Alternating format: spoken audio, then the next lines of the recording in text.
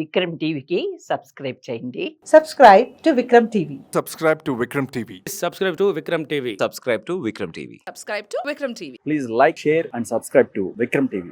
మన రేవంత్ రెడ్డి గారు చేసిన వాక్యాలు ఎలా ఉన్నాయంటే మన సంధ్యా థియేటర్ తొక్కిసలాట్లో భాగంగా ధరల పెంపు, టికెట్ల ధరల పెంపు కానీ ఎక్స్ట్రా షోలు కానీ వేయమని చెప్పారు. నిన్న చూసుకున్నట్టయితే గేమ్ చేంజర్ యొక్క సినిమాకి ధరలు పెంచడం జరిగింది, ఎక్స్ట్రా షోలు కూడా వేయడానికి పర్మిషన్లు ఇవ్వడం జరిగింది. దీన్ని ఏ విధంగా చూస్తారు? ఒకటండి, మనకొక న్యాయం, మనది మంగళవారం మంది సొమ్ము మంగళవారం అన్నట్టు ఆయన దిల్ రాజు గారికి ఇవ్వడం వల్లనే నిన్న జీవో తీసిండు అసెంబ్లీలో. ఇది చాలా పొరపాటు. ఎన్ని రోజులైందండి చెప్పి ఏమన్నాడు? టికెట్ల రేటు పెంపుదల లేదు అన్నారు. ఎందుకు నువ్వు దిల్ రాజు మీద నీకు అంత ప్రేమించాల్సిన అవసరం ఏంది?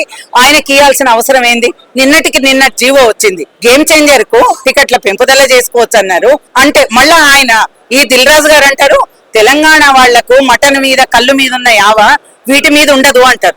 అంటే నువ్వు ఇక్కడ తినుకుంటూ ఇక్కడ బతుక్కుంటూ ఇక్కడున్న ప్రజలను ఇక్కడున్న ప్రాంతాన్ని అవమానించడం ఏందని నేను ప్రశ్నిస్తున్నా. మొన్న సంధ్యా థియేటర్ ఘటన జరిగిందండి.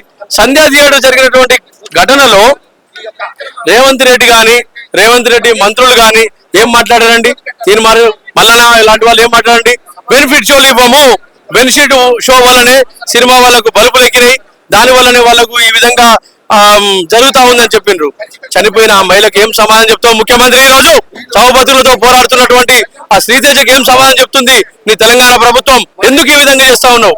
నువ్వు చూడండి, ఈనాడు మొన్ననే ఆ విధంగా సినిమా వాళ్ళ గురించి మాట్లాడినటువంటి ముఖ్యమంత్రి ఇవాళ మెమో నెంబర్ 109 ద్వారా జీవో నెంబర్ 120, జీవో నెంబర్ 10 ని హోమ్ మినిస్టర్ శాఖ ఎవరు ముఖ్యమంత్రి తీసిండు? ముఖ్యమంత్రి ఈనాడు హోమ్ మినిస్టర్ ఈయన తీసినటువంటి జీవో ఈ విధంగా ఇచ్చి వాళ్ళకు బెనిఫిట్ షోలు పెంచుకోవడానికి, బెనిఫిట్ షో వేసుకోవడానికి అనుమతి ఇచ్చిండ్రు, రేట్లు పెంచుకోవడానికి అనుమతి ఇచ్చిండ్రు.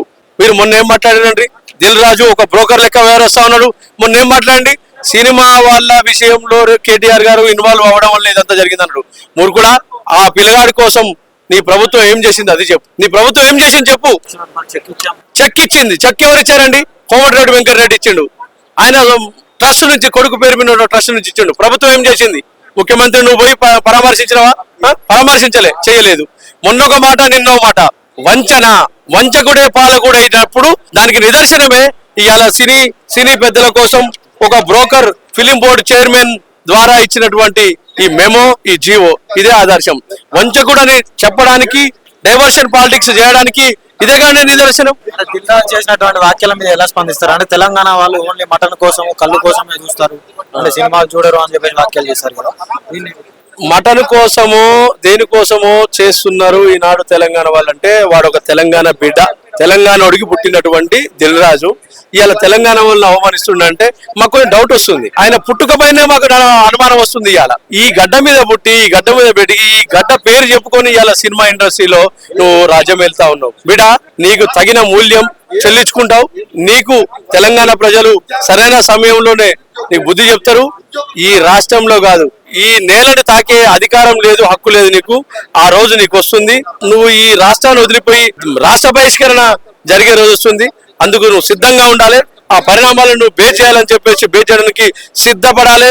దాన్ని ఎదుర్కోవడానికి నువ్వు ధైర్యం కూడగట్టుకో అని చెప్పి మేము ముందే హెచ్చరిస్తా ఉన్నాం. ఇప్పుడు నిన్న వాడికి టికెట్లు పెంచుకోవడానికి అవకాశం లేదు.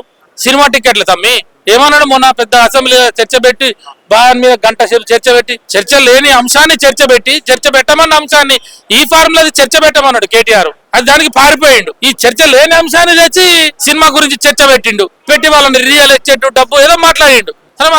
నేను ఇయ్యను అన్నావు, పెన్షన్ రేటు పెంచడానికి అవకాశం లేదు అన్నావు. అన్నప్పుడు మరి మాట మీద ఉండాలిగా, మరి వారం కూడా కాలే కదా, ఎట్లా పెంచినావు అంటున్నా. అంటే నీ మాటలకి ఏది క్లారిటీ? ఈ ద్వంద్వ ప్రమాణాలు ఏంటి? ఈ మోసపు విధానాలు ఏంటి? ఈ అబద్ధపు మాటలు ఎన్ని రోజులు చెప్తారు? దిల్ రాజు గారు కాంగ్రెస్ పార్టీలో ఉన్నారు కాబట్టి ఈ ధరలు అనేది పెంపు చేశారని చెప్పేసుకోవాలి. నేనేమంటున్నా, అదేంది జరిగింది? వాళ్ళిద్దరి మధ్యలో అండర్స్టాండింగ్ ఏం జరిగింది? సినిమా రంగం నుంచి వారికి ఎంత ముడుపులు అందినాయి? ప్రజలలో రేకెత్తుతున్న ప్రశ్నలు తమ్మి. నిన్ననేమో పెంచాలని పెద్ద సమాజాన్ని ఉద్ధరిస్తున్న ఉద్యమ నేత, ఉద్యమ నాయకుడు నాన్న అన్నట్టు స్పీచ్లు దంచితివి, ఊకదంపుడు ఉపన్యాసాలు. మళ్ళా వారం తిరగక ముందు పెంచుకోమంటివి. ఎట్లా అంటున్నా నేను.